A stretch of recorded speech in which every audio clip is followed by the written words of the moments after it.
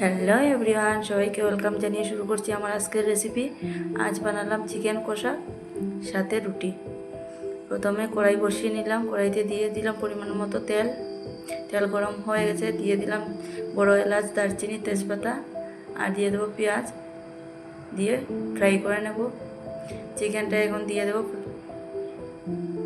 আমি চিকেনটাকে ম্যারিনেট করে রেখেছিলাম আদা, রসুন, ধনে গুঁড়ো, জিরে গুঁড়ো, লঙ্কা গুঁড়ো, নুন, হলুদ আর টক দই দিয়ে 1 ঘন্টা ম্যারিনেট করে রেখেছিলাম।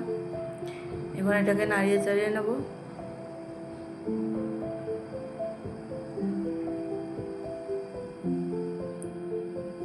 অল্প সময় কষানোর পর দিয়ে দিলাম পেঁয়াজ। প্রথমে ফ্রাই করা ছিল আলুগুলো, দিয়ে ভালো করে নেড়ে চেড়ে দিয়ে দিলাম টমেটো। এটা কষাতে হবে অনেক টাইম ধরে, কষানোর উপরেই এই টেস্টটা আসবে। দিয়ে দিলাম পরিমাণ মতো জল, দিয়ে ভালো করে নাড়াচাড়া করে হয়ে গেছে। এখন দিয়ে দেব গরম মশলা গুঁড়ো আর দিয়ে দেব ধনে পাতা, দিয়ে নামিয়ে নেব। চিকেনটা হয়ে গেছে।